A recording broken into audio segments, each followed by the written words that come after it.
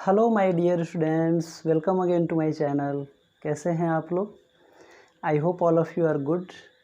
आज के इस लेक्चर में हम लोग बात करने जा रहे हैं क्लास 9th के फर्स्ट चैप्टर के बारे में और उसका नाम है मोशन।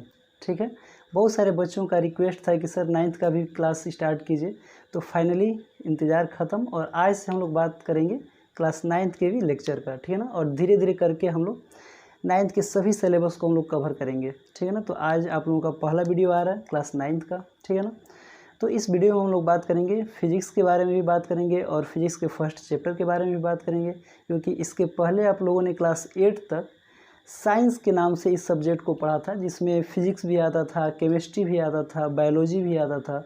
अब जाके थोड़ा सा तीनों चीज़ें थोड़ा सेपरेट सेपरेट फील होने लगेगा। ठीक है ना, हालांकि एनसीईआरटी में तो तीनों मिलाकर ही दिया हुआ है 9-10 तक। 11-12 में आप लोग जाओगे तब फिजिक्स केमिस्ट्री और बायोलॉजी अलग अलग मिलेगा, लेकिन इसके बावजूद अगर रेफरेंस बुक अगर आप लोग लेते हो तो फिजिक्स का अलग बुक मिलेगा, केमिस्ट्री का अलग मिलेगा, बायोलॉजी का अलग बुक मिलेगा। ठीक है ना, तो धीरे धीरे चीज़ें अब थोड़ा फील होना स्टार्ट होगा। तो साइंस का तो मतलब आप लोग जानते होंगे कि साइंस का मतलब साइंटिया वर्ड से निकल के आता है, जिसका मतलब होता है जानना, नॉलेज। ठीक है ना, लेकिन आज हम लोग बात करेंगे कि फिजिक्स का क्या मतलब होता है। तो physics is the study of nature. Physics के अंतर्गत हम लोग नेचर के बारे में स्टडी करते हैं कि कोई भी नेचुरल फिनोमिना होता है तो उसका ऑब्जर्वेशन करते हैं, धीरे धीरे उसके कुछ निष्कर्ष पे पहुंचते हैं, कुछ लॉजिक लगाते हैं, कुछ इमेजिनेशन लगाते हैं, कुछ मैथमेटिक्स करते हैं और फिर जाके हम लोग सबको एक साथ मिलाते हैं तो क्या बन जाता है? फिजिक्स बन जाता है। ठीक है ना, तो फिजिक्स स्टार्ट करने से पहले मैं आप लोगों से कहूँगा कि थोड़ा सा आप लोग अपने लॉजिक वाले सेंस को थोड़ा सा इंक्रीज कर दीजिए। ठीक है ना, एक सेकेंड, लॉजिक वाले सेंस को थोड़ा सा इंक्रीज कीजिए। ठीक है ना, और थोड़ा सा इमेजिनेशन पावर बढ़ाइए, क्योंकि जितना बेहतर आप लोग चीज़ों को इमेजिन कर पाएंगे उतना बेहतर आप लोग को फिजिक्स समझ में आएगा और उतना एंजॉय करोगे आप लोग। ठीक है ना, और थोड़ा सा मैथमेटिक्स में आप लोगों को विशेष ध्यान देना है, क्योंकि फिजिक्स उसी का अच्छा होता है जिसका मैथमेटिक्स बेहतर होता है। ठीक है ना, तो थोड़ा सा कैलकुलेशन फास्ट होना चाहिए, स्ट्रॉन्ग होना चाहिए, ताकि फिजिक्स मज़े में समझ में आए। ठीक है ना, तो आइए हम लोग स्टार्ट करते हैं। तो फिजिक्स का अगर डिफिनीसन अगर कोई पूछे तो क्या बताएंगे आप लोग? It is the science which deals with the study of nature. It is the part of science लिख सकते हो, part of science which deals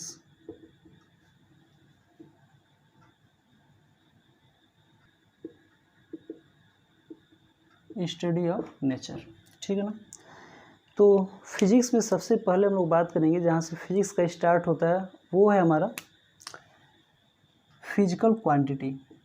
कहाँ से स्टार्ट करेंगे हम लोग? फिजिकल क्वांटिटी से। ठीक है ना, इस चैप्टर में हम लोग मोशन के बारे में पढ़े हैं, लेकिन मोशन को स्टार्ट करने से पहले थोड़ा सा फिजिकल क्वांटिटी के बारे में जान लेते हैं, क्योंकि फिजिकल क्वांटिटी अगर आप लोग नहीं समझोगे तो फिर फिजिक्स अधूरा अधूरा सा लगेगा। ठीक है ना, क्योंकि फिजिक्स का स्टार्टिंग ही फिजिकल क्वांटिटी से होता है और मोशन अपने आप में एक सबसे बेसिक चैप्टर है, क्योंकि जैसे जैसे आप लोग मोशन सीखोगे इस चैप्टर में आप लोग अलग अलग चीज़ों के बारे में सीखोगे। Derivation of motion of equation के बारे में आप लोगों को पढ़ना है, ढेर सारे न्यूमेरिकल्स मिलेंगे। फिर इसके बाद फोर्स के बारे में पढ़ेंगे हम लोग, टाइप्स ऑफ फोर्स के बारे में पढ़ना है, फिर वर्क पावर एनर्जी के बारे में पढ़ना है, ग्रेविटेशन के बारे में पढ़ना है। धीरे धीरे चीज़ें आगे बढ़ेगी तो और इंटरेस्ट बढ़ता जाएगा। ठीक है ना, तो सबसे बेसिक जो फिजिक्स का जो चैप्टर आता है वो हम लोग का मोशन आता है। ठीक है ना, लेकिन मोशन स्टार्ट करने से पहले हम लोग थोड़ा सा समझेंगे कि फिजिकल क्वांटिटी क्या होता है। ठीक है ना, तो फिजिकल क्वांटिटी का मतलब ये होता है कि जब किसी भी चीज़ को हम लोग जब तुलना करते हैं या एक्सप्रेस करते हैं तो हमें एक फिजिकल क्वांटिटी की आवश्यकता पड़ती है किसी भी चीज़ को मेजर करने के लिए। ठीक है ना, जैसे मान लीजिए कि हम लोग के घरों में अगर कोई भी चीज़ है, अगर उसको मेजर करना है तो हम लोग दो चीज़ों का यूज करते हैं। जैसे मान लीजिए कि हमारे घर में कोई टेबल है, तो कोई पूछे कि ये टेबल की लंबाई कितनी है, तो हम कहें कि ये 1 मीटर है या 2 मीटर है। तो 2 मीटर में हम लोग दो चीज़ें बताएं। ठीक है ना, 2 मीटर में दो एक बताएं और दूसरा मीटर बताएं। तो जो दो है ना, इसको हम लोग न्यूमेरिकल वैल्यू कहते हैं। क्या कहते हैं? Numerical value. ठीक है ना, और जो मीटर है ये क्या होता है? हमारा यूनिट होता है। तो किसी भी फिजिकल क्वांटिटी को एक्सप्लेन करने के लिए हमें दो चीज़ों की आवश्यकता पड़ती है, और वो क्या क्या होता है? तो पहला होता है हमारा न्यूमेरिकल वैल्यू और दूसरा क्या होता है? यूनिट। जैसे मैं कहूँ कि आप लोग कितने घंटा पढ़ाई करते हो, तो आप लोग कहोगे कि सर 2 घंटा पढ़ाई करते हैं या 10 घंटा पढ़ाई करते हैं, तो 2 आवर या 10 आवर में दो चीज़ें हैं, एक 2 है जिसको हम लोग न्यूमेरिकल वैल्यू कहते हैं और दूसरा आवर है जिसका हम लोग यूनिट के रूप में जानते हैं, ठीक है ना। तो ये हमारा फिजिकल क्वांटिटी है, जो कि फिजिकल क्वांटिटी में हमेशा दो चीज़ें होता है, एक न्यूमेरिकल वैल्यू होता है और दूसरा यूनिट होता है, ठीक है ना। तो यूनिट भी अलग अलग जगहों पे अलग अलग सिस्टम में यूज किया जाता है। जैसे सबसे पहले जो यूनिट यूज होता था उसका नाम था FPS सिस्टम, क्योंकि हमें यूनिट की आवश्यकता इसलिए पड़ता है क्योंकि किसी भी चीज़ को बताने के लिए, एक्सप्लेन करने के लिए हमें एक ऐसे फ्रेम ऑफ रेफरेंस की आवश्यकता पड़ती है जिसे लोगों को बता सकें। जैसे मान लो कि अगर किसी के बारे में अगर नहीं पता है कि मीटर क्या है, सेंटीमीटर क्या है, फुट क्या है, तो अगर किसी लंबाई को मेजर करना होगा तो हम लोग एक बेसिक अपना यूनिट बताना होगा। कोई धागे से किसी चीज़ की लंबाई मेजर करके और हम लोग बता सकते हैं कि मेरे घर इतना लंबा सा ये कोई ऑब्जेक्ट है, उस धागे को दिखा के हम लोग बता सकते हैं। लेकिन मान लो कि अगर किसी को फ़ोन से बताना हो कि हमारे घर में इतना बड़ा टेबल है, तब हमको क्या आवश्यकता पड़ेगी, यूनिट की आवश्यकता पड़ेगी कि मुझे भी वही यूनिट पता होना चाहिए जो सामने वाले को पता है, ताकि अगर हम कहें कि हमारे घर अगर 2 मीटर का इतना बड़ा अगर कोई टेबल है, कोई बेड है, तो सामने वाला भी समझ सके। तो इसलिए यूनिट की आवश्यकता पड़ा, और जिस यूनिट का यूज किया जाता है उसको कोशिश किया जाता है कि ज़्यादा से ज़्यादा जगहों पे लोग जाने इसके बारे में, ताकि चीज़ों को बताने में आसानी हो, ठीक है ना। तो सबसे पहले हम लोग बात कर रहे थे FPS सिस्टम की। तो सबसे पहले FPS सिस्टम आया, इसके बाद CGS सिस्टम आया, इसके बाद आज की डेट में जो यूज होता है वो सबसे ज़्यादा वो MKS सिस्टम होता है, ठीक है ना। F का मतलब यहाँ फुट होता है, P का मतलब यहाँ पे पाउंड होता है, ठीक है ना, और S का मतलब यहाँ पे सेकंड होता है। फुट हमारा लेंथ का मेजरमेंट होता है, पाउंड हमारा मास होता है और S हमारा सेकंड होता है। वैसे यहाँ पे C सेंटीमीटर है, G ग्राम है और S क्या हमारा सेकंड है। M क्या यहाँ पे मीटर है, K केजी और S सेकंड है, ठीक है ना। तो अलग अलग जगहों पे अलग अलग यूनिट का हम लोग यूज करते हैं, ठीक है ना। M मतलब यहाँ पे मीटर होता है, इसका सबसे ज़्यादा यूज देखने को मिलेगा, और K मतलब केजी होता है और S मतलब सेकंड होता है। तो किसी भी न्यूमेरिकल को जब हम लोग सॉल्व करेंगे तो कोशिश करेंगे कि हम लोग एक ही यूनिट में सारे फिजिकल क्वांटिटी को हम लोग रखेंगे, और तब जाके न्यूमेरिकल के लिए हम लोग क्या करेंगे, अटेम्प्ट करेंगे, ठीक है ना। तो ये कुछ फिजिकल क्वांटिटी था और जिसका अलग अलग सिस्टम ऑफ यूनिट था, जो कि जनरली हम लोग FPS सिस्टम, CGS सिस्टम और MKS सिस्टम के बारे में हम लोग पढ़ते हैं, ठीक है ना। इसके बाद हम लोग बात करने जा रहे हैं टाइप्स ऑफ फिजिकल क्वांटिटी। तो कौन कौन से फिजिकल क्वांटिटी के टाइप्स होते हैं, अगर आप लोग स्नैपशॉट लेना चाहते हो तो ले सकते हो आप लोग।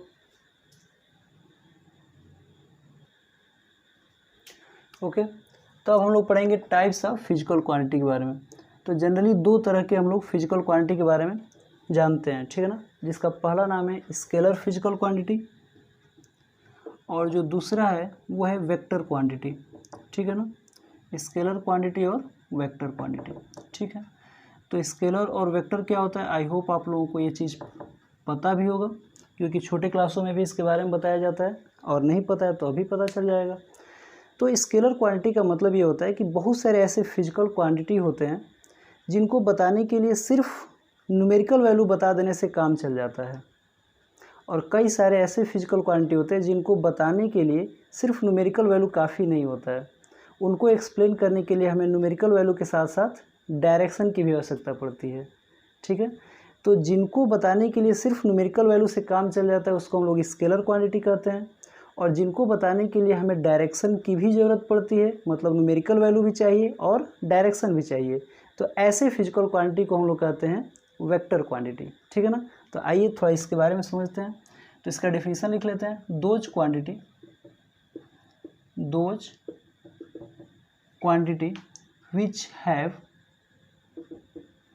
which have only magnitude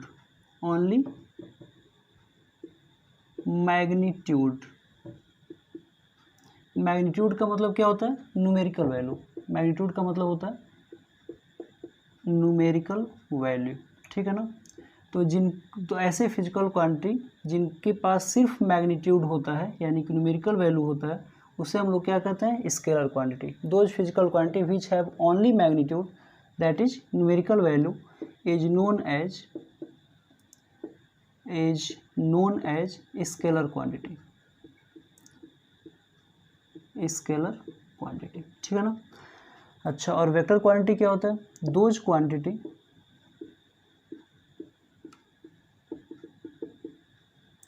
which have both, जिसके पास दोनों होता है, क्या क्या होता है? Magnitude as well as direction is known as vector quantity. ठीक है, तो ऐसे फिजिकल क्वांटिटी जिनको बताने के लिए सिर्फ हमें न्यूमेरिकल वैल्यू की आवश्यकता पड़ती है, तो उसे हम लोग क्या कहते हैं? Scalar physical quantity. और ऐसे फिजिकल क्वांटिटी जिनको बताने के लिए हमें न्यूमेरिकल वैल्यू के साथ साथ डायरेक्शन भी बताना पड़ता है, तो ऐसे फिजिकल क्वांटिटी को हम लोग कहते हैं वेक्टर क्वांटिटी। जैसे एग्जांपल के तौर पे अगर हम कहें कि अभी आपकी घड़ी में क्या समय हो रहा है, तो आप कहोगे कि सर 5 o'clock हो रहा है, 10 o'clock हो रहा है, ठीक है ना। जब आप लोग वीडियो देखोगे तो उस समय वो टाइम हो रहा होगा। तो टाइम बताने के लिए हमें डायरेक्शन की कोई आवश्यकता नहीं है। टाइम 5 o'clock बताने के लिए हमें किसी पर्टिकुलर डायरेक्शन को रिप्रेजेंट करने की आवश्यकता नहीं है कि सर ईस्ट डायरेक्शन में 5 o'clock हो रहा है, वेस्ट में नॉर्थ o'clock हो रहा है, नॉर्थ डायरेक्शन में 10 o'clock हो रहा है, क्योंकि हमने सिर्फ टाइम पूछा है और तुम्हारा अपना टाइम पूछा है। तो अपना टाइम बताने के लिए डायरेक्शन की कोई आवश्यकता नहीं है। यानी कि जो टाइम होता है, यहाँ पे एग्जांपल लिख सकते हैं हम लोग, ठीक है ना। तो एग्जांपल हमारा क्या हो जाएगा? टाइम, क्योंकि टाइम बताने के लिए हमें किसी डायरेक्शन की ज़रूरत नहीं पड़ा, ठीक है ना। तो ऐसे अगर हम कहें कि आपके स्कूल और घर के बीच की दूरी कितना है, तो कहोगे सर 2 किलोमीटर या 3 किलोमीटर। यानी कि 2 या 3 किलोमीटर बताने के लिए हमें डायरेक्शन से कोई लेना देना नहीं है। तो ये भी हमारा क्या है? डिस्टेंस भी हमारा क्या है? ये भी स्केलर क्वांटिटी है, ठीक है ना। अगर हम कहें कि आप साइकिल से स्कूल जाते हो तो कितने की स्पीड से चलाते हो, तो कहोगे सर 10 मीटर पर सेकेंड। तो 10 मीटर पर सेकेंड भी बताने के लिए हमें डायरेक्शन से कोई लेना देना नहीं है। यानी कि जो स्पीड है ये भी हमारा क्या है? स्केलर क्वांटिटी है, ठीक है ना। अगर हम कहें कि कितना वर्क करते हो, तो कहोगे सर 10 जूल वर्क करते हैं। तो वर्क बताने के लिए तुम कितना एनर्जी खर्च करते हो, तो 10 जूल एनर्जी हम खर्च करते हैं पढ़ाई में। तो डायरेक्शन बताने की आवश्यकता नहीं है, वर्क बताने के लिए, एनर्जी बताने के लिए। यानी कि ये दोनों क्या है? स्केलर क्वांटिटी है, ठीक है ना। तो वर्क या फिर एनर्जी, ये सब क्या है? हमारा स्केलर क्वांटिटी है, एक्सेट्रा, ठीक है ना। अब बहुत सारे ऐसे फिजिकल क्वांटिटी होते हैं जिनको बताने के लिए हमें डायरेक्शन भी ज़रूरत पड़ती है, सिर्फ मैग्नीट्यूड से काम नहीं चलता है। जैसे अगर हम कहें कि आपका घर कहाँ है, तो कहोगे कि सर 5 किलोमीटर है।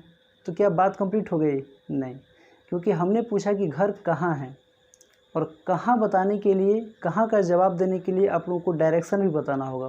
क्योंकि कहाँ का मतलब है कि मैं हो सकता है आपके घर जाना चाहता हूँ, तो उसके लिए आप लोगों को न्यूमेरिकल वैल्यू के साथ साथ डायरेक्शन बताना होगा कि सर 5 किलोमीटर इस पर्टिकुलर डायरेक्शन में आप जाएंगे तो हमारे घर पहुंच जाएंगे। यानी कि वेक्टर क्वांटिटी को रिप्रेजेंट करने के लिए मैग्नीट्यूड भी चाहिए और डायरेक्शन भी चाहिए। और उसका एग्जांपल पोजीशन आएगा, क्योंकि पोजीशन का मतलब कहाँ है का किस लिए पूछ रहा है? क्योंकि पोजीशन जानना चाहता है कि तुम्हारे घर का पोजीशन कहाँ है। तो पोजीशन बताने के लिए आप लोग कहोगे कि सर 5 किलोमीटर इस पर्टिकुलर डायरेक्शन में जाएंगे, सीधा जाएंगे, या 2 किलोमीटर जाके राइट ले लेंगे तो हमारे घर पहुंच जाएंगे। तो ये जो 2 किलोमीटर जाने के बाद राइट लेना, लेफ़्ट लेना या सीधे जाना, ये क्या है? डायरेक्शन है। यानी कि पोजीशन, हमारा पोजीशन को एक्सप्लेन करने के लिए हमें किसकी आवश्यकता पड़ रही है? डायरेक्शन की भी आवश्यकता पड़ रही है। और साथ ही साथ किसकी आवश्यकता पड़ रही है? मैग्नीट्यूड की। तो पोजीशन हमारा कौन सा क्वांटिटी है? वेक्टर क्वांटिटी है, ठीक है ना। ऐसे ही हम लोग आगे पढ़ेंगे डिस्प्लेसमेंट के बारे में, तो उसमें भी हमें डायरेक्शन की आवश्यकता पड़ेगी, ठीक है ना। डिस्प्लेसमेंट का डिफिनीशन वगैरह पढ़ेंगे तो उसमें हम बताएंगे, ठीक है ना। वैसे ही हम लोग और पढ़ेंगे, वेलोसिटी पढ़ेंगे, ठीक है, एक्सेलरेशन पढ़ेंगे।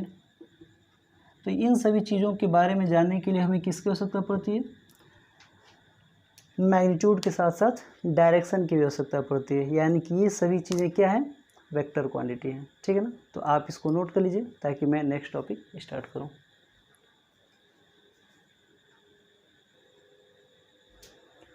ओके, तो अब हम लोग पढ़ेंगे रेस्ट और मोशन के बारे में, ठीक है। तो रेस्ट और मोशन को समझने से पहले थोड़ा सा आप लोगों को रेफरेंस पॉइंट के बारे में अंदाज़ा होना चाहिए कि रेफरेंस पॉइंट क्या होता है, ठीक है ना। हालांकि क्लास 9th में रेफरेंस पॉइंट के बारे में बहुत कम बात की जाती है या फिर ना के बराबर है, लेकिन मैं थोड़ा सोच रहा हूँ कि अगर आप लोग को रेफरेंस पॉइंट अगर थोड़ा सा आइडिया लग जाएगा तो बाकी चीज़ों को समझने में थोड़ा सुविधा हो जाएगी, ठीक है ना। तो रेफरेंस पॉइंट क्या होता है? तो रेफरेंस पॉइंट का मतलब ये होता है कि जिसको हम लोग फ्रेम ऑफ रेफरेंस भी कहते हैं, कि रेफरेंस पॉइंट जनरली किसी भी चीज़ को बताने के लिए एक आइडिया होता है जिससे हम लोग उस चीज़ के बारे में एक्सप्लेन करते हैं। जैसे मान लीजिए कि आप अपने घर का एड्रेस किसी को बताते हैं तो क्या कहते हैं कि मेरा घर, पहले बिल्डिंग ब्लॉक्स का नाम लिखते हैं, फिर गली का नाम लिखते हैं, फिर एरिया का नाम लिखते हैं, फिर डिस्ट्रिक्ट का नाम लिखते हैं, इसके बाद फिर स्टेट का नाम लिखते हैं, फिर अपना कंट्री का नाम लिखते हैं, ठीक है ना, पिन कोड वगैरह देते हैं। तो ये सारी चीज़ें आप लोग इसलिए देते हैं ताकि कोई व्यक्ति वहाँ पे पहुँच जाए, और उसके साथ में एक चीज़ और ऐड करते हैं, नियर, और फिर कोई एक रेफरेंस पॉइंट देते हैं कि हमारा जो घर है वो किसी पर्टिकुलर स्कूल के से 2 किलोमीटर की दूरी पे है, या फिर कोई मंदिर है तो उससे 2 किलोमीटर की दूरी पे है, कोई चर्च है उससे 1 किलोमीटर की दूरी पे है। तो किसी न किसी चीज़ का रेफरेंस दिया जाता है ताकि वो एक फेमस जगह है और वहाँ पे सुविधा से कोई पहुँच जाएगा तो फिर आपके घर आसानी से आ जाएगा। तो वो जो पॉइंट होता है उसी को हम लोग क्या कहते हैं, रेफरेंस पॉइंट कहते हैं, ठीक है ना। तो आई होप आप लोगों को ये रेफरेंस पॉइंट क्लियर हुआ होगा। अब रेफरेंस पॉइंट के बेस पर हम लोग रेस्ट और मोशन को डिफाइन कर सकते हैं कि रेस्ट क्या होता है। तो अगर मैं आप लोगों से पूछूं कि क्या मैं रेस्ट में हूं, तो ज़्यादातर लोगों को लग रहा होगा कि यस, बिल्कुल आप रेस्ट में हैं, लेकिन कोई कहा नहीं जा सकता है कि रेस्ट में है कि नहीं है। क्यों नहीं कहा जा सकता है? क्योंकि हो सकता है कि आप लोग अभी रेस्ट में हो, मैं रेस्ट में हूँ, ठीक है ना, दिखने से तो रेस्ट में लग रहा है, लेकिन आप लोग ये बताइए कि हम कहाँ पे हैं, तो अर्थ के ऊपर हैं। और अर्थ क्या करता है, 2 तरह का मोशन करता है, एक रोटेशनल मोशन करता है और दूसरा अपने एक्सिस पे घूमता है। तो जब अर्थ अपने एक्सिस पे घूम रहा होगा तो मैं भी घूम रहा हूँ, अर्थ जब सन के चारों तरफ रिवॉल्व कर रहा होगा तो मैं भी रिवॉल्व कर रहा हूँ। तो अगर पूरे गैलेक्सी के रिस्पेक्ट में अगर देखा जाए या गैलेक्सी से अगर मुझे देखा जाए तो हो सकता है कि मैं किस में दिखूँ, मोशन में दिखूँ। समझ में आ रही मेरी बात? तो कोई भी बॉडी रेस्ट में है कि मोशन में है ये तब पता चलता है कि हम उसको देख कहाँ से रहे हैं। समझ में आ रही मेरी बात? जैसे मान लो कि अगर कोई भी व्यक्ति है, जैसे मान लीजिए कि आप लोग अगर बस में जा रहे हो, तो अगर कोई व्यक्ति अगर बस के बाहर कहीं बस स्टैंड पे खड़ा है और बस उसके सामने से जा रही है, ठीक है ना, जैसे मान लो कि ये कोई बस है, ठीक है, और यहाँ पे कोई एक बस स्टैंड है और इस बस स्टैंड पे एक मान लो कि मुन्ना है, ठीक है ना, और ये मुन्ना देख रहा है, ठीक है ना, और इस बस में एक ड्राइवर है और इसमें 2 पैसेंजर हैं, ठीक है। तो जब बस मान लो कि 40 किलोमीटर पर आवर की स्पीड से मूव कर रहा है, ठीक है ना, तो इसको ये सारे लोग जो है, जो बाहर जो व्यक्ति खड़ा है, इसका नाम मैं ए दे देता हूँ, बी दे देता हूँ, सी और डी, ठीक है ना। तो जो व्यक्ति बाहर है उसको ये दिख रहा होगा कि बहुत तेज़ी से बस सामने से आके निकल गई, यानी कि इसके रिस्पेक्ट में ये जो बस है वो आगे निकल गया। लेकिन अगर इन दोनों को अगर बात किया जाए तो ये दोनों बैठ के खूब प्रेम से अपने आप में बात कर सकते हैं, यानी कि बस के अंदर जो लोग बैठे हैं वो एक दूसरे के रिस्पेक्ट में रेस्ट में हैं, क्योंकि रेस्ट का मतलब ये होता है कि हम लोग आसानी से हैंडशेक कर सकते हैं, हग कर सकते हैं या फिर बातचीत कर सकते हैं, उसमें कोई दिक्कत नहीं है। तो व्यक्ति उसके रिस्पेक्ट में क्या होता है, रेस्ट में होता है। मोशन का मतलब ये होता है कि टाइम के रिस्पेक्ट में अगर पोजीशन अगर चेंज हो रहा है या सराउंडिंग के रिस्पेक्ट में पोजीशन अगर चेंज हो रहा है किसी बॉडी का, तो उसको हम लोग कहते हैं कि वो मोशन में है। जैसे यहाँ पे अगर कोई व्यक्ति खड़ा है तो ये चलती हुई बस वाले में जो लोग बैठे हैं उनसे ये बात नहीं कर सकता है, क्योंकि इसके रिस्पेक्ट में बस क्या है, मोशन में है, तेज़ी से जा रहा है। जैसे मान लो कोई ट्रेन है, तो ट्रेन के बाहर जो लोग खड़े रहते हैं या बैठे रहते हैं तो उनको दिखाई देता है कि ट्रेन आगे से गुजर रही है, यानी कि जो बाहर जो लोग बैठे हैं उनके रिस्पेक्ट में जो ट्रेन होता है वो मोशन में होता है। लेकिन जो लोग ट्रेन में बैठे होते हैं, पूरी फैमिली बैठी होती है, आपस में मौज मस्ती करते हैं, चेस खेलते हैं, गाना सुनते हैं, कोई भी गेम खेल सकते हैं। तो वो लोग आपस में बैठे रहते हैं तो एक दूसरे के रिस्पेक्ट में रेस्ट में दिखाई देते हैं। तो यही फ्रेम ऑफ रेफरेंस है कि किसी भी चीज़ को हम देख कहाँ से रहे हैं। अगर अर्थ पे खड़े होकर मेरे बगल में अगर कोई मुझे देखेगा तो उसे लगेगा कि मैं रेस्ट में हूँ, बिल्कुल उसके रिस्पेक्ट में मैं रेस्ट में हूँ। लेकिन अर्थ के बाहर अगर गैलेक्सी से अगर कोई देखेगा, हालांकि इतनी छोटी चीज़ें दिखाई नहीं देगी, लेकिन मान लेते हैं कि अगर देखेगा तो अर्थ रोटेट कर रहा होगा और अर्थ पे कोई भी व्यक्ति या कोई भी बॉडी रहेगा वो भी रोटेट कर रहा होगा तो उसको मोशन में लगेगा। सेम वैसे ही जैसे ट्रेन में बैठा हुआ व्यक्ति एक दूसरे के रिस्पेक्ट में रेस्ट में होता है और बाहर खड़े हुए व्यक्ति के रिस्पेक्ट में वो मोशन में होता है। ठीक है ना। तो आई होप आप लोगों को ये चीज़ें क्लियर हुआ होगा कि जो रेस्ट या मोशन है वो डिपेंड करता है रेफरेंस पॉइंट पर, कि हम उस चीज़ को ऑब्जर्व कहाँ से कर रहे हैं। मतलब कभी भी हम किसी ऑब्जेक्ट को ना तो रेस्ट मान सकते हैं ना तो मोशन में मान सकते हैं। कब तक? जब तक कि हमें रेफरेंस पॉइंट ना पता हो। हमें ये पता होना चाहिए कि हम किसके रिस्पेक्ट में बता रहे हैं कि कौन रेस्ट में और कौन मोशन में है। ठीक है ना। तो आइए इसका डिफिनेशन लिख लेते हैं हम लोग।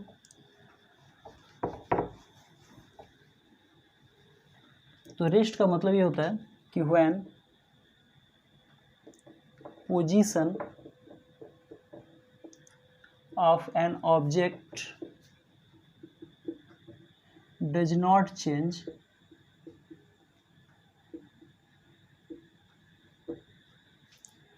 with respect to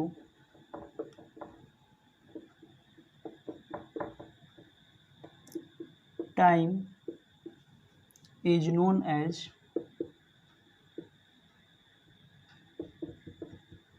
rest.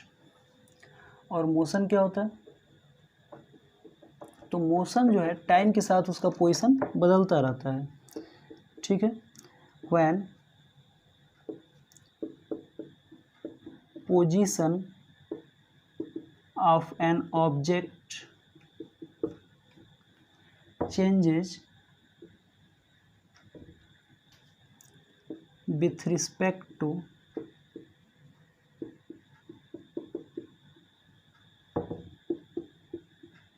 time is known as motion। ठीक है। जैसे मान लो कि हम यहाँ पे खड़े हैं, तो मान लो कि मैं बोर्ड के लेफ़्ट साइड में खड़ा हूँ। ठीक है। फिर मैं मिडिल में आ गया, फिर मैं राइट साइड में आ गया। तो लगातार समय के साथ मेरी पोजीशन जो है वो चेंज हो रही है। तो जब मेरी पोजीशन लगातार चेंज हो रही है, समय जैसे जैसे बीत रहा है वैसे वैसे मेरा पोजीशन कभी लेफ़्ट हो रहा है, कभी राइट हो रहा है, कभी मिडिल हो रहा है, तो इसको हम कहें कि मैं मोशन में हूँ। लेकिन समय बीत रहा है और मैं एक ही जगह पे चुपचाप खड़ा हूँ। ठीक है। तो क्या लगेगा कि मैं रेस्ट में हूँ। तो समय बीत रहा है लेकिन मेरा पोजीशन, मेरा पोस्चर एक ही जगह पे है, तो उसको हम कहेंगे कि रेस्ट में है। और समय बीत रहा है और मेरा कभी पोजीशन हर बार चेंज होता जा रहा है समय के साथ, तो उसको हम क्या बोलेंगे? मोशन में है। ठीक है ना। तो इसका डिफिनीशन आप लोग नोट कर लीजिए।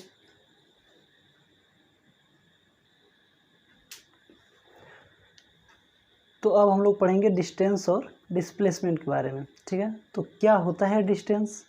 तो डिस्टेंस के बारे में तो आप लोग सभी लोग सुने होंगे कि अगर कोई भी पूछे कि तुम्हारे स्कूल और घर के बीच में कितना डिस्टेंस है, तो बताओगे 2 किलोमीटर, कोई बताएगा 5 किलोमीटर, कोई बताएगा 10 किलोमीटर। तो ये जो 2, 5, 10 है, ये क्या है? डिस्टेंस होता है। ठीक है ना। तो एक्चुअल में डिस्टेंस का मतलब ये होता है कि जब भी अगर कोई व्यक्ति अगर कहीं पे जाता है, तो जिस जिस रास्ते से जाता है वो, तो टोटल जो पाथ की जो लंबाई होती है, उस लंबाई को हम लोग क्या कहते हैं? डिस्टेंस कहते हैं। जैसे मान लीजिए कि आपने पॉइंट ए से चलना स्टार्ट किया। ठीक है ना। ए से आप बी पे गए। ठीक है ना। मान लो कि 10 किलोमीटर तय किए और बी पे चले गए। बी पॉइंट से आप लोग सी पे गए और फिर से मान लो कि 10 किलोमीटर की दूरी तय की आप लोगों ने। ठीक है ना। और फिर 90 डिग्री के टर्न लेकर आप लोग आ गए पॉइंट डी पे, और फिर से 10 किलोमीटर चलने के बाद। तो अगर कोई पूछेगा कि डिस्टेंस कितना चले आप लोग, टोटल डिस्टेंस आप लोग कितना कवर किए, तो जो टोटल पाथ की जो लंबाई है, उस पाथ की लंबाई को हम लोग क्या करेंगे? ऐड कर देंगे। जैसे 10 किलोमीटर, 10 किलोमीटर और 10 किलोमीटर, तो टोटल डिस्टेंस कितना हो जाएगा? 10 + 10 + 10 = 30 किलोमीटर। तो टोटल जो लंबाई हो गई पाथ की वो कितना हो गया? 30 किलोमीटर हो गया। तो ये जो 30 किलोमीटर है ये डिस्टेंस होता है, ठीक है। और डिस्प्लेसमेंट क्या होता है, तो डिस्प्लेसमेंट जो है उसको बताने के लिए हम लोग को पहले ये पता करना होता है कि हम लोग पहले कहाँ थे और लास्ट में कहाँ पे हैं, और दोनों के बीच का परपेंडिकुलर दूरी लेते हैं। परपेंडिकुलर का मतलब शॉर्टेस्ट डिस्टेंस, ठीक है ना। यानी कि जो डिस्प्लेसमेंट होता है उसको हम लोग कहते हैं कि shortest distance between initial and final position.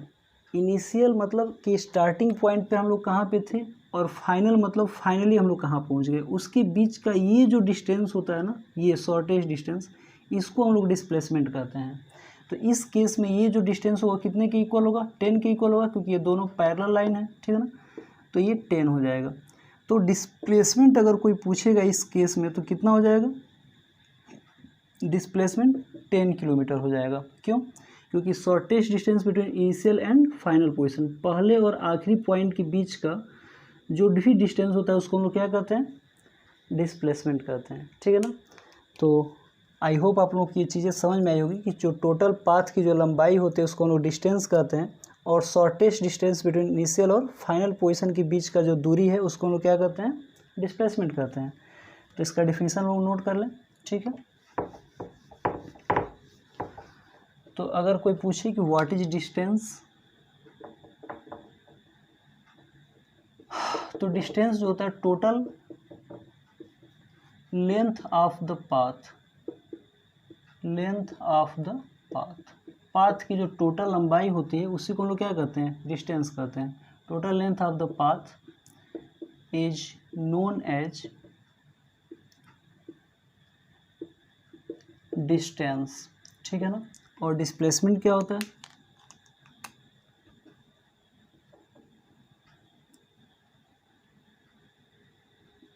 तो जो डिस्प्लेसमेंट है इसको हम लोग कहते हैं shortest distance between, shortest distance between initial and final position, initial and final position. तो डिस्प्लेसमेंट हमारा क्या होता है, इनिशियल और फाइनल पोजीशन के बीच का शॉर्टेस्ट डिस्टेंस होता है, ठीक है ना। तो इसका डेफिनेशन आप लोग नोट कर लीजिए, और फिर मैं पॉज करके वीडियो आप लोग नोट कर लीजिए, और फिर मैं दोनों के बीच का डिफरेंस बता देता हूँ, ठीक है ना, कि दोनों के बीच में क्या डिफरेंस होता है, ठीक है। तो डिस्टेंस और डिस्प्लेसमेंट के बीच में जो डिफरेंस है यहाँ पे मैं डिफरेंस लिख देता हूँ, ठीक है ना, कि डिस्टेंस और डिस्प्लेसमेंट के बीच में कितना डिफरेंस होता है। ओके, देखो, तो डिस्टेंस सबसे पहले एक स्केलर क्वांटिटी होता है, it is a scalar quantity. Distance क्या होता है, स्केलर क्वांटिटी होता है। क्यों स्केलर क्वांटिटी होता है, क्योंकि टोटल जो पाथ की लंबाई, अगर हम कहें कि तुम जैसे मान लो कि आप लोग कहीं से चल के आ रहे हो हमारे घर, तो मैं पूछूं कि आप लोग कितना दूरी चल के आ रहे हो, यानी कि पाथ की लंबाई पूछ रहा हूँ। तो जब पाथ की लंबाई पूछूंगा तो उसमें डायरेक्शन से कोई मतलब नहीं, कहो कि सर मैं तो 10 किलोमीटर चल के आ रहा हूँ, बात कंप्लीट हो गया हमारा, ठीक है ना, क्योंकि डायरेक्शन हमने नहीं पूछा। तो इसलिए डिस्टेंस क्या होता है हमारा, स्केलर क्वांटिटी होता है। लेकिन डिस्प्लेसमेंट हमारा क्या होता है, वेक्टर क्वांटिटी होता है, it is a vector quantity. क्यों ये वेक्टर क्वांटिटी होता है, क्योंकि डिस्प्लेसमेंट में पोजीशन छुपा हुआ है, क्योंकि इसका डिफिनीशन होता है shortest distance between initial and final position, और पोजीशन एक वेक्टर क्वांटिटी होता है, क्योंकि पोजीशन का मतलब लोकेशन होता है कि हम पहले कहाँ थे, और कहाँ जानने के लिए हमें डायरेक्शन और मैग्नीट्यूड भी चाहिए। अब कहाँ है मतलब पहले से किस डायरेक्शन में और कितनी दूरी पर हैं, मेरी बात समझ आ रही है। तो इसलिए डिस्प्लेसमेंट हमारा क्या हो जाएगा, वेक्टर क्वांटिटी हो जाएगा, क्योंकि इसको जानने के लिए हमें पोजीशन जानना है कि इनिशियल कहाँ था और फाइनल पोजीशन कहाँ था, और पोजीशन एक वेक्टर क्वांटिटी होता है। तो इसलिए डिस्प्लेसमेंट एक वेक्टर क्वांटिटी होता है। दूसरा, जो डिस्टेंस होता है ये कभी जीरो नहीं हो सकता है, it can not be zero but it can be zero. लेकिन जो डिस्प्लेसमेंट होता है ये जीरो हो सकता है, इट कैन बी जीरो। क्यों ये जीरो हो सकता है और ये जीरो नहीं हो सकता है, तो देखो, अगर मान लो कि कोई भी बॉडी ए पॉइंट से चल के और बी पॉइंट तक जाता है, ठीक है ना, मान लो कि 2 मीटर चला, ठीक है, बी से सी पर आता है, फिर से 2 मीटर चला, सी से डी पर आता है, फिर से मान लो यहाँ पे मान लो 1 मीटर चला, यहाँ पे 2 मीटर चला, तो और डी से फिर अगर ए पर फाइनली पहुँच जाएगा तो टोटल जो डिस्टेंस होगा वो कितना हो जाएगा, 2 और 1 3, 3 2 5 और 2 सॉरी ये 1 हो जाएगा। तो कितना हो जाएगा, तो जो टोटल डिस्टेंस होगा हमारा वो 2 1 2 1 यानी कि 2 2 4 और 2 6 मीटर हो जाएगा। लेकिन डिस्प्लेसमेंट क्या होगा, तो देखो डिस्प्लेसमेंट को हम लोग स्मॉल एस से रिप्रेजेंट करते हैं, ठीक है ना। तो जो डिस्प्लेसमेंट होगा वो कितना हो जाएगा, 0। क्यों 0 होगा, क्योंकि इनिशियल पोजीशन भी ए पर है और चारों तरफ से घूम के फिर से कहाँ आ गया है, ए पर आ गया है। तो जब इनिशियल पोजीशन और फाइनल पोजीशन भी सेम पोजीशन पे हो जाए तो उसको हम लोग क्या कहेंगे, डिस्प्लेसमेंट 0 हो गया। तो डिस्प्लेसमेंट 0 हो सकता है लेकिन डिस्टेंस 0 नहीं हो सकता है। कोई भी दूरी अगर चलोगे तो कुछ ना कुछ उसकी वैल्यू ज़रूर आएगा, लेकिन डिस्प्लेसमेंट वापस अपने जगह पे आ जाओगे तो डिस्प्लेसमेंट 0 हो जाएगा। तो इसलिए डिस्प्लेसमेंट 0 हो सकता है लेकिन डिस्टेंस 0 नहीं हो सकता है, ठीक है ना। इसके बाद हम लोग बात करते हैं, हाँ एक चीज़ और देख लो, अगर कोई भी बॉडी अगर सर्कुलर मोशन में अगर मूव कर रहा है, ठीक है ना, तो हमेशा जो डिस्प्लेसमेंट होता है वो 0 होता है जब 1 कंप्लीट साइकिल पूरा करता है। तो जैसे मान लो कि यहाँ से चल के और वापस यहीं पे आ जाए तो कहा जाएगा कि कितना इसने डिस्टेंस कवर किया। तो डिस्टेंस तो इसका सरकमफ्रेंस हम लोग निकाल लेंगे कि कितना पाथ चला है, लेकिन अगर डिस्प्लेसमेंट कोई पूछेगा तो डिस्प्लेसमेंट क्या हो जाएगा, 0। तो कभी भी कोई सर्कुलर पाथ में अगर मूव करता है और हर एक चक्कर के बाद उसका डिस्प्लेसमेंट क्या हो जाता है, 0 हो जाता है, ठीक है ना, क्योंकि वहीं पे चल के वापस वहीं पे आ जाता है, ठीक है ना। ओके, इसके बाद जो नेक्स्ट है कि डिस्टेंस कभी निगेटिव नहीं हो सकता है, it can not be negative, ठीक है ना। मैक्सिमम ऐसे फिजिकल क्वांटिटी होते हैं जो स्केलर होते हैं तो हमेशा पॉजिटिव होते हैं, लेकिन कुछ ऐसे भी स्केलर क्वांटिटी होते हैं जो स्केलर होने के बावजूद भी निगेटिव पाए जाते हैं। जैसे वर्क जो होता है वो स्केलर क्वांटिटी है लेकिन इसके बावजूद वो निगेटिव वर्क डन भी होता है, ठीक है ना। लेकिन डिस्टेंस कभी निगेटिव नहीं होता है, ठीक है ना। लेकिन जो डिस्प्लेसमेंट है ये निगेटिव हो सकता है, इट कैन बी निगेटिव, ठीक है ना। क्यों ये निगेटिव हो सकता है, क्योंकि ये एक वेक्टर क्वांटिटी है और जो भी क्वांटिटी वेक्टर होता है ना वो निगेटिव भी हो सकता है, ठीक है ना। जैसे मान लो कि अगर हमने ए पॉइंट से बी पर गया, ठीक है ना, और बी से वापस इस डायरेक्शन में आ गया सी पर, तो स्टार्टिंग में हमने इस डायरेक्शन में गया था और वापस फाइनली हम लोग अपोजिट चले गए। तो जब डायरेक्शन अपोजिट हो जाता है तो एक माइनस साइन लग जाता है वेक्टर क्वांटिटी में, ठीक है ना। तो इसलिए जो वेक्टर क्वांटिटी होगा वो निगेटिव हो सकता है, ठीक है। इसके बाद जो डिस्टेंस होता है ये ग्रेटर और इक्वल टू डिस्प्लेसमेंट होगा। डिस्टेंस जो होगा वो ग्रेटर और इक्वल टू डिस्प्लेसमेंट होगा, लेकिन जो डिस्प्लेसमेंट होगा वो लेस और इक्वल टू डिस्टेंस होगा। इसका क्या मतलब है, तो इसका मतलब ये है कि अगर एक ही बॉडी अगर कोई मोशन करता है और अगर हम उसकी डिस्टेंस को और डिस्प्लेसमेंट को दोनों को अगर देखते हैं, ठीक है ना, उसको एब्जॉर्व करते हैं, तो हम लोग पाएंगे कि हमेशा या तो डिस्टेंस डिस्प्लेसमेंट के बराबर होगा, नहीं तो हमेशा डिस्टेंस डिस्प्लेसमेंट से बड़ा होगा। कभी ऐसा नहीं हो सकता है कि डिस्प्लेसमेंट डिस्टेंस से बड़ा हो जाए, ठीक है। ऐसा क्यों, तो आइए समझते हैं। तो जैसे मान लो यहाँ पे मैं बताता हूँ, जैसे मान लो कोई पॉइंट ए से बी पर जा रहा है, तो अगर बिल्कुल स्ट्रेट लाइन में अगर गया है, मान लो कि 2 मीटर चल के गया है ए से बी तक, ठीक है ना। तो अगर कोई पूछे कि डिस्टेंस कितना है, 2 मीटर, क्योंकि टोटल लंबाई पाथ की कितनी है, 2 मीटर है। अगर कोई पूछे डिस्प्लेसमेंट कितना है तो भी कितना है, 2 मीटर है। क्यों, क्योंकि यहाँ पे shortest distance between initial and final position भी कितना है, 2 मीटर है। तो जब भी अगर कोई बॉडी बिल्कुल स्ट्रेट जब चलेगा तो डिस्टेंस और डिस्प्लेसमेंट दोनों इक्वल हो जाएंगे। लेकिन अगर स्ट्रेट लाइन को छोड़ के कोई भी पाथ अगर बनाता है, जिग जैग मोशन करता है, रेक्टेंगुलर पाथ बनाता है, तो हमेशा डिस्टेंस ज़्यादा हो जाएगा और डिस्प्लेसमेंट कम हो जाएगा, ठीक है ना। तो इसीलिए डिस्प्लेसमेंट जैसे मान लो कि यहाँ पे ऐसे चला गया, ठीक है ना। तो अब हम सी पे आ गए। तो अब कोई पूछे कि 1 मीटर चल के सी पर आ गए, तो अब कोई पूछेगा कि डिस्टेंस और डिस्प्लेसमेंट कितना होगा, ठीक है ना। तो सी से मान लो कि फिर डी पे आ गए, तो यहाँ पे फिर से 2 मीटर चल गए। तो अब डिस्टेंस कितना हो जाएगा, तो डिस्टेंस 2 1 3 और 2 5 मीटर हो जाएगा। लेकिन डिस्प्लेसमेंट कितना हो जाएगा, तो डिस्प्लेसमेंट ए और डी के बीच का जो गैप है, इसी गैप को हम लोग डिस्प्लेसमेंट बोलेंगे, और ये कितना है 1 मीटर के बराबर है, ठीक है ना। तो डिस्प्लेसमेंट कम आ रहा है, डिस्टेंस हमेशा ज़्यादा आएगा। कब, जब स्ट्रेट लाइन में मोशन ना ही करेगा तब। जब तक स्ट्रेट लाइन में करता रहेगा तब तक डिस्टेंस और डिस्प्लेसमेंट इक्वल रहेगा, ठीक है ना।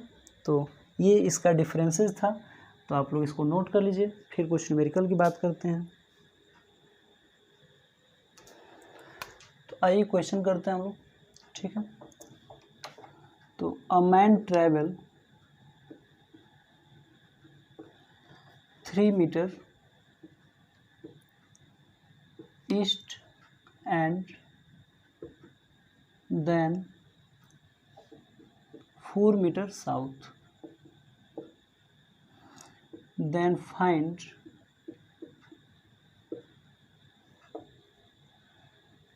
the total distance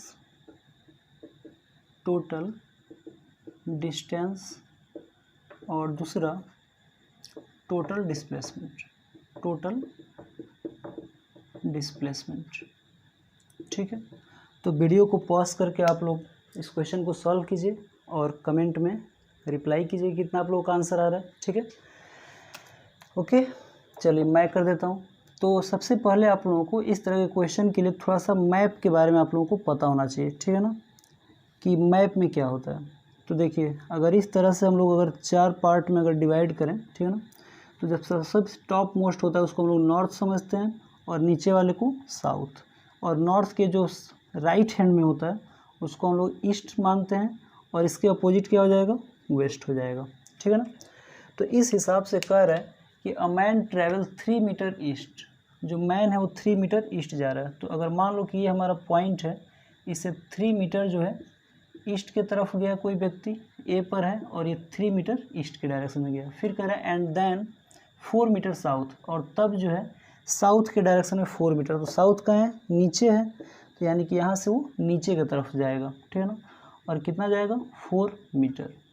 तो फाइनली यहाँ पर थोड़ा सा बड़ा बना देते हैं, ठीक है, 3 से थोड़ा बड़ा, ठीक है ना। तो ए है, ये बी है और ये सी है। तो कह रहा है कि टोटल डिस्टेंस कितना है। तो टोटल डिस्टेंस क्या होता है, total length of the path होता है, ठीक है ना। तो जो पाथ की जो टोटल लंबाई हो जाएगी वो कितनी हो जाएगी, तो distance equal to 3 meter plus कितना हो जाएगा, 4 मीटर, और ये कितना हो जाएगा, 7 मीटर हो जाएगा। और डिस्प्लेसमेंट क्या हो जाएगा, तो डिस्प्लेसमेंट जो होता है वो शॉर्टेस्ट डिस्टेंस होता है इनिशियल और फाइनल पोजीशन का। तो जो शॉर्टेस्ट डिस्टेंस होता है वो हमेशा एक स्ट्रेट लाइन ड्रॉ करने से मिलता है, ठीक है ना। तो ए को अगर हम सी से अगर मिला दें स्ट्रेट लाइन में, तो ये हमारा क्या हो जाएगा, डिस्प्लेसमेंट हो जाएगा। तो डिस्प्लेसमेंट हमारा क्या हो जाएगा, ए सी होगा, और ए सी की वैल्यू क्या हो जाएगा, तो यहाँ पे 90 डिग्री बन रहा है, तो ये बेस हो जाएगा और ये हाइट हो जाएगा, तो ये क्या हो जाएगा, हाइपोटेनियस हो जाएगा। आप लोग पाइथागोरस थ्योरम पढ़े होंगे। तो हाइट का स्क्वायर इक्वल टू क्या हो जाएगा, √3 का स्क्वायर प्लस 4 का स्क्वायर। तो कितना हो जाएगा, ये ये 9 + 16 हो जाएगा, और ये अंडर रूट से में कितना हो जाएगा, फिर 16 और 9 कितना हो जाएगा, 25, और ये बाहर निकलेगा तो 5 का ये स्क्वायर होता है 25, तो बाहर निकलेगा तो 5 मीटर हो जाएगा। यानी कि जो ए सी होगा वो कितना हो जाएगा, 5 मीटर। तो जो टोटल डिस्प्लेसमेंट होगा वो कितना हो जाएगा, 5 मीटर, और टोटल डिस्टेंस कितना हो जाएगा, 7 मीटर। तो मैंने बताया था कि जो डिस्टेंस होता है वो हमेशा या तो डिस्प्लेसमेंट से बड़ा होगा या इक्वल होगा। इस केस में बड़ा आ रहा है, ठीक है ना। तो आज की वीडियो में हम लोग यहीं पे ख़त्म करते हैं। नेक्स्ट वीडियो में हम लोग बात करेंगे वेलोसिटी और एक्सेलरेशन की, और फिर मोशन ऑफ इक्वेशन को हम लोग डिराइव करेंगे। Thank you very much. जय हिंद।